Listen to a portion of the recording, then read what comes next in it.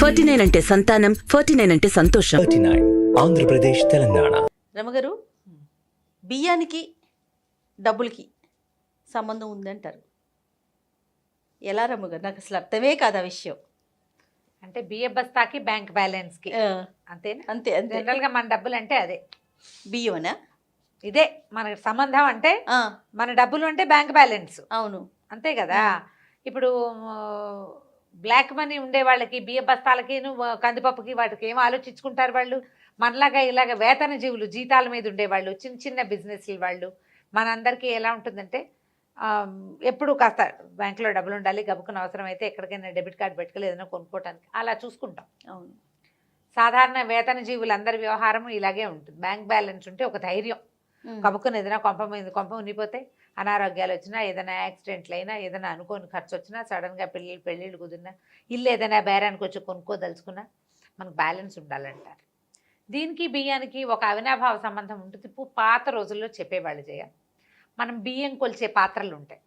మానిక, సోల, మానిక, మరకం, ఇట్లా. సోల అంటే మనకు ఒక గ్లాసు పడుతుంది కదా, సోల బియ్యపు సోల ఉంటుందా, పాల డబ్బా అంటాం మా వైపు. అంతే, పాల డబ్బా అంటే ఈ అమూల్ పాల డబ్బాలో గొల్లభా మార్కు డబ్బాలు వచ్చేవి. అది ఒక సోల కొలతకి వాడుకునేవాళ్ళు చిన్నప్పుడు.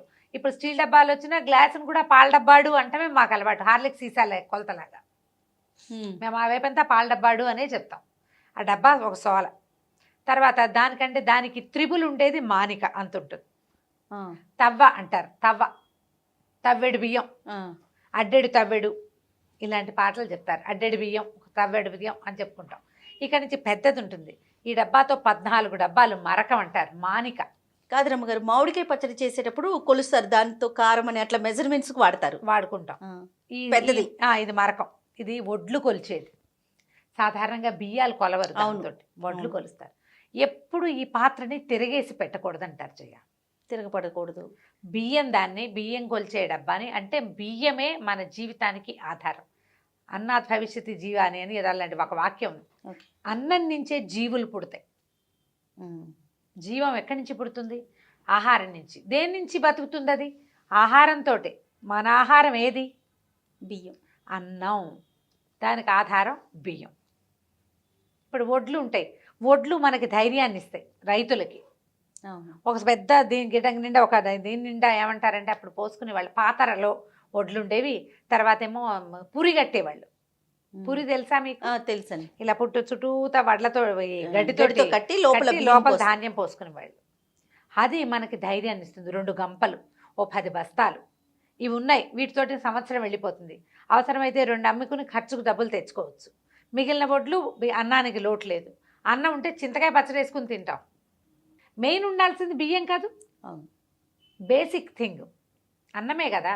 అన్న వస్త్రాలు అంటాం. అన్నం ఒంటి మీద కట్టుకోవడానికి ఒక గుడ్డ, ఒక జత, ఒక మారు జత ఉంటే జీవితం ఎలాగైనా వెళ్ళిపోతుంది. సబ్బక్కర్లా, పాలక్కర్లా, కాఫీ అక్కర్లా. 3 పూట్ల అన్నం వండుకు తిన్నా బతికేస్తాం మనం. కాఫీ టీ లేకపోయినా బతుకుతాం. అన్నం లేనిదే బతకలేం కదా. కదా. అంత అత్యవసరమైన బియ్యము మనకి జీవితానికి అవసరమైన డబ్బుకి కొంత అవినాభావ సంబంధం ఉంది.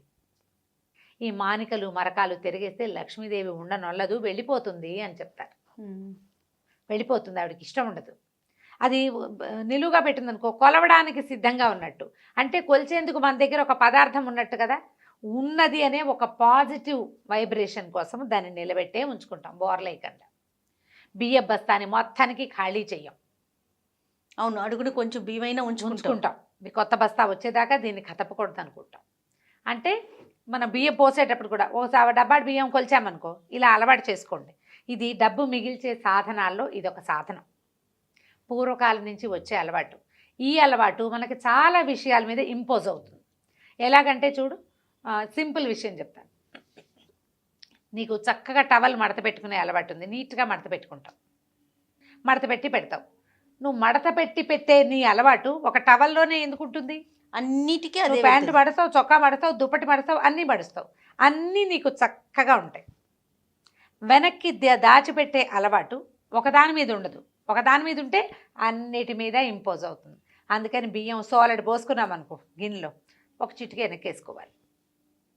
ఎప్పుడు కూడా కావాల్సిన డబ్బా ఇలా ఎత్తిపోల్చుకుని అలా గిన్నె పుచ్చుకొచ్చేయద్దు.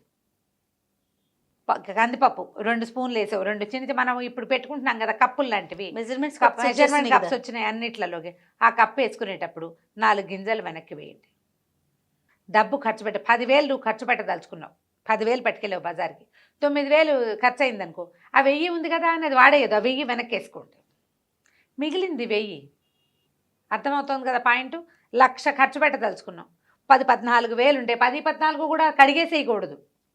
ఈ బియ్యాన్ని వెనక్కి వేసే ప్రాక్టీస్ ఉన్న వాళ్ళు అలా కడిగేయరు, వెనక్కి వేసుకుంటారు.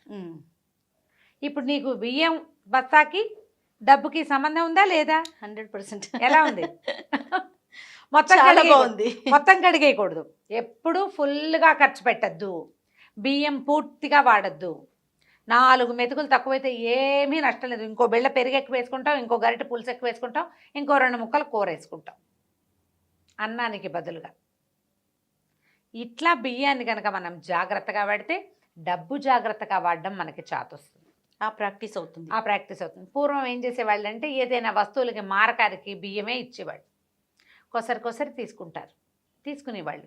అప్పుడు మనకేంటంటే మారకపు వస్తువుగా బియ్యమో ఒడ్లో ధాన్యమే ఉండేవి. అందుకని ధాన్యానికి డబ్బుకి సంబంధం ఉందని చెప్పేవాళ్ళు. ఎప్పుడు బియ్య బస్తాన్ని ఎక్కడ పడితే అక్కడ పెడతావా నువ్వు? తడి పొడి లేకుండా కొంచెం శుభ్రంగా ఉంచుకోవాలి. ఏ చేయి పెడితే ఆ చేయి పెట్టవు, దాని మీద కూర్చోకూడదు, దాన్ని కాలుతో తన్నకూడదు. అదే కదా మన బతుకు. డబ్బును కూడా సేమ్ డిట్టో చూడు, నువ్వు అలాగే చేస్తావు. అందుకని బియ్యం తీసుకునేటప్పుడు ఎవరెవరే కింద మీద పోసేసేయద్దు, అన్నం వృధా చెయ్యొద్దు, పారేసేది వారేయి. ఒకవేళ నువ్వు మిగిలిపోతే కుక్కకైనా పెట్టు, డస్ట్బిన్లో పడైపోక. మనం ఎక్స్ట్రా వండద్దు అని ఎన్నిసార్లు చెప్పాం. అవును, పురాతన కాలపు పద్ధతిలో ఒక మనిషికి అన్నం ఎక్స్ట్రా వండి పెట్టేవాళ్ళు పాత రోజులు, నేను ఒప్పుకుంటా, ఉండేవాళ్ళు. ఎవరైనా వస్తే వెతుక్కునే పని లేకుండా. అది ఏనాడు చెప్పారు? మనం స్టవ్ వెలిగించుకునే అవకాశం లేని రోజుల్లో చెప్పబడింది. ఎవరైనా వస్తే వెతుకునేలాగా ఉండకూడదు, మా అమ్మలు నేర్పించారు, అమ్మమ్మలు నేర్పించారని కథలు మాత్రం ఈ రోజున చెప్పద్దమ్మా దయచేసి. అసలు ఈ రోజులకి అవి పనికిరావు. పాత రోజుల్లో చీకట్లో పొయ్యి వెలిగించుకోవటము, వాన వంగుడు వస్తే పొయ్యి అంటుకునేది కాదు, అగ్గి పుల్లలు ఉండేవి కాదు. పైగా రాత్రి మిగిలిన అన్నం తెల్లవారి పనిలోకి వెళ్ళేవాళ్ళు తినేసే రోజు అది. ఇప్పుడు నువ్వు తినవు, నీకు చక్కగా లైట్లు ఉన్నాయి, వెళ్తురుంది, అన్నీ ఉన్నాయి, క్షణాల్లో టిక్కు అనిపిస్తే స్టవ్ వెలిగిపోతుంది, అవి 10 నిమిషాల సమయం ఇస్తే కుక్కర్ దిగిపోతుంది. మన అమ్మమ్మ నాటి విధానాన్ని మనం ఇవాళ ఎందుకు పాటించాలి? దానికోసం నువ్వు వస్తువు ఎందుకు వృధా చేస్తావు? నువ్వు వృధా చేసే వస్తువు డబ్బు కాదు. ఊరికే వచ్చినాయి బియ్యం, 50కి 50 రూపాయలు పెట్టందే వస్తుందా కిలో? ఆ మాత్రం అన్నం పోయిన రూపాయలు పారేసినట్టు కాదా జయ? అవునండి, అవును కదా. పారేయద్దు, పారేయకుండా ఉండడానికి ప్రయత్నం చెయ్యండి. రాత్రన్నం పొద్దుటికి నువ్వు కడుపుతో ఉంటే తినలేవు, నువ్వు బాలింతవైతే తినలేవు, నీకు ఏ నడ్డు నొప్పో ఉంటే తినలేవు, ఏ జ్వరం ఒళ్ళు వెచ్చగా ఉండి జలుబు చేస్తే తినకూడదు, ఒళ్ళు వచ్చేస్తుందేమో అదో భయం, డైటింగ్లో ఉంటే తినవు, పిల్లలకి పెట్టవు, అతను తిండు, ఏం చేయాలి? పారేయాలి. అదే కాదు, పారేయద్దు, తగ్గించండి. అన్నం తక్కువ, అన్నం లేదు, కబుక్కుని చుట్టం వచ్చాడు, 2 చపాతీలు చేసి పెట్టు, కాస్త పెరుగు పచ్చడి చేయి, 5 నిమిషాల్లో అయిపోయే పని. ఇలా పొద్దుటికి ఎత్తుక్కున్నట్టు ఉండకూడదు. ఎవరైనా ఎవరొస్తున్నారు ఇప్పుడు? ఈ రోజుల్లో చెప్పా చేయకుండా వచ్చే గెస్ట్ ఎవరండి? గెస్టే లేరు. కాబట్టి ఈ పురాతన భావాలకి స్వస్తి చెప్పండి. బియ్యానికి మన బ్యాంక్ బ్యాలెన్స్కి అవినాభావ సంబంధం ఉంది, డబ్బు బియ్యం ఒకటే అని చెప్పిన పెద్దవాళ్ళ మాట నిజం చేయండి, జాగ్రత్తగా ఉండి. తప్పకుండా ముందు పిల్లలకు కూడా నేర్పించాలి. మనం చేస్తూ ఉంటే వాళ్ళు ఫాలో అవుతారు. వేస్ట్ చేయదు, అంత అన్నం ఉంటుంది, నాకు చాలంటే నాకు చాలంటారు. ఆ కాస్త సర్ది 4 కంచాల్లోకి పెట్టేసేయండి. ఒప్పుకోరు చాలామంది. నాకు సరిపోయింది, నేను చచ్చిన తిని, కావాలంటే నువ్వు తినంటారు. పారేయకూడదు, భార్యను తినమంటారు. మగవాళ్ళకు కూడా ఇది పాఠమే, తినేసేయాలి, ఖర్చు పెట్టేసేయాలి. పోనీ నా మెథడ్ ఇంకోటి ఉంది, నేను చేస్తాను ఇట్లా. రాత్రి నుంచి పొద్దుటికి అయినా సరే, పొద్దు నుంచి రాత్రికి అంతే అన్నం ఉందనుకో, వీళ్ళు 3 నాకు చాలన్నారనుకో, నేను ఎక్స్ట్రా అన్నం తినలేను, నాకు సూట్ కాదు కూడా. నేనేం చేస్తాను, దాన్ని పాలు పోసి ఒక చిన్న పావు చెంచా పెరిగేసి పక్కన పెడతాను, తోడు పెట్టేస్తాను అన్నం, అది పెరుగన్నంగా తినేస్తారు.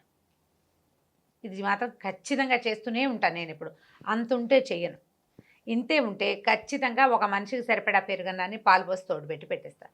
అది వర్షాకాలం, ఎండాకాలం, శీతాకాలం ఏమీ ఆలోచించే పని లేదు. ఒక శనివారాలే నేను రాత్రి పదార్థాలు తిన్ను, శనివారం ఒక పొద్దుంటాను నేను, రాత్రిటివి తిన్ను నేను పొరపాటును కూడా. ఇది మాత్రం తోడు పెట్టిన అన్నం పనికి వస్తుంది, నేనైనా తినేస్తా, ఎవరికైనా పెట్టేస్తా. అది బ్రేక్ఫాస్ట్గా తినేసి స్టూడియో కూడా వచ్చేస్తాను నేను. స్నానం చేయకుండా తినగానే అదే పూజా పునస్కారం అయిపోయాక అందులో క్యారెట్ కూర వేసేసి ఓ ఇంత కీర ఉంటే 2 ముక్కలు అవి కూడా వేసేసి కాస్త కొత్తిమీర వేసుకుని దాన్ని ఇంత అన్నాన్ని అంత అన్నం చేసి తినేసి వచ్చేస్తాం. అన్నాన్ని వృధా చేయొద్దు. ఎందుకంటే అన్నమే మన జీవితము, మన జీవనము, దాంతోపాటు మన డబ్బు కూడా. అవునండి. బియ్యాన్ని కనుక మనం జాగ్రత్తగా చేస్తే, బియ్య బస్తాతోటి మనం కేర్ఫుల్గా ఉంటే అప్పుడు మన బ్యాంక్ బ్యాలెన్స్ కూడా దానికి తగ్గట్టుగా ఇవి ఎలా ఉంటాయంటే, జనరల్గా మనం ఒక చోట సరైంది చేస్తే ఇంకో చోట సరైంది వస్తుంది. ఎట్లా, నువ్వు బొట్టు కాటుగా పెట్టుకుని అద్దంలో చూస్తే ఏం కనపడుతుంది? అందంగా లక్షణంగా కనిపిస్తుంది కదా. ఆ లక్షణం తొలిగా ముందు మన దగ్గర ఉండాలి. అది బియ్యం దగ్గర స్టార్ట్ చేయండి, ఇంట్లో వాడే వస్తువుల దగ్గర స్టార్ట్ చేయండి. అప్పుడు ఇక్కడ మనం ఏర్పరచుకునే ఒబ్బిడి, తీరు, మర్యాద, ఈ వస్తువుకి మనం ఇచ్చే గౌరవమే మన ఇంట్లో ఉండే లక్ష్మి మీదకి ఇంపోజ్ అవుతుంది. ఈ రకంగా మన బియ్య బస్తాకి బ్యాంక్ బ్యాలెన్స్కి అవినాభావ సంబంధం ఉంటుంది. ఖచ్చితంగా ఉంది రమ్మగారు మీరు చెప్పిన దాన్ని బట్టి.